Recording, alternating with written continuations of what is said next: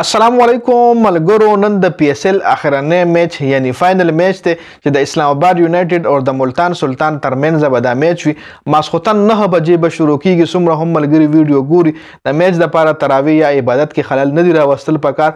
په میچ باندې به خبرو وکړو د ملتان سلطان او د اسلام آباد یونایټډ چې تر اوسه پورې څومره هم پی اس ال میچز شوي دي دواړو یو بل له ټف ټایم ورکړی دی. دواړو ټیمانو مکمل ریکارډ به سره هم شریکوم. هغې نه علاوه له ترور نه پیله په کمنټ کې ووایئ چې تاسو د کوم ټیم سپورټران یې. د ملتان سلطان یعنی د محمد رضوان د ټیم سپورټر یې کنه د اسلام آباد یونایټډ د شاداب خان د ټیم سپورټران یې. چې د کوم ټیم سپورټ کوئ د هغه ټیم نوم په کمنټ کې ضرور لیکئ. اوس په راشو په دواړو ټیمانو باندې به خبرو وکړو چې د کوم ټیم میچ ګټلو چانسز ډیر زیات دي. کوم ټیم تاسو غواړئ چې دا فاینل وګټي. زما په خیال چې زه غواړم چې ملتان سلطان دا فاینل وګټي ځکه تیر شوي چې دوه کمې پی اس ال دي. ای کې د ملتان سلطان ټیم چې کوم دی د محمد رضوان ټیم هغه دوه ځله رنر پاتې شوي دي. یو ځل د لاهور کلندر نه فاینل بایللی دی او یو ځل د ما خیال د اسلام آباد یونایټډ نه دغه فاینل بایللی و. که دواړه ځلې د لاهور کلندر نه بایللی خو ملتان سلطان تیر شوي دو پی اس الو کې رنر اپ پاتې شوی دی. ملتان سلطان محمد رضوان تیر شوي دو پی اس ال فاینل چې کوم دی بایللی دی او دې پی اس ال کې د ملتان سلطان فینس چې کوم دي سپورټران به زیات وي ځکه به هم غواړي چې دا فاینل ملتان سلطان وګټي. ځکه پیشه د اسلام آباد یونایټډ چې کوم ټیم دی ای کې اماد وسیم دی یا حیدر علي دی یا نور څومره هم کلاړیان دي د هغې سپورټران ډېر زیات نشته او سپیشلی اماد وسیم او د بابر اعظم چې کوم خپلو کې دغه راغلي نو د هغې په وجه باندې د ملتان سلطان د اسلام آباد یونایټډ ټیم فینس چې کوم دي کم دي.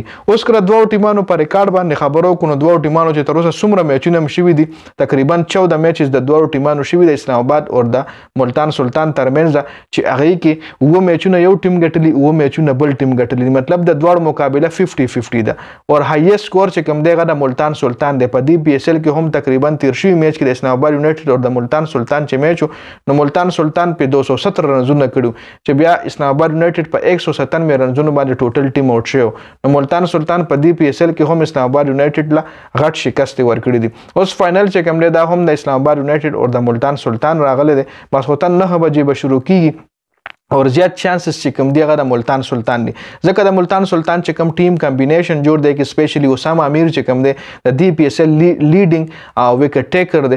بل دین علاوه د ملتان سلطان چې بیټینګ لاین اپ کوم دی کې عثمان خان ډیر خفام کړی چې په دې پی اس ال کې 2 سنچریان هم وخلی دي او نور ورسره هم څومره هم کې لاړیان دي خو زبردست بیټینګ کوي. خو بل طرف ته د ملتان سلطان چې کوم ټیم دی د هغې بیټینګ لاین اپ چې کوم دی ډیر زیات ګهرایي ده پکې ډیر زیات ډیپت د هغې بیټینګ لاین اپ کې ډیر ښه بیټسمنان دي ورسره اور چلی هم خو د پېښور زلمي قسمت په دې خراب چې د هغې خلاف 2 فلاپ بیټسمنان وچلېدل چې په ټول پی اس ال کې داسې داسې خاص پرفارمنس نه کړی. حیدر علي او اماد وسیم هغه د پېښور زلمي خلاف وچلېدل او پېښور زلمي نه میچ وګټلو.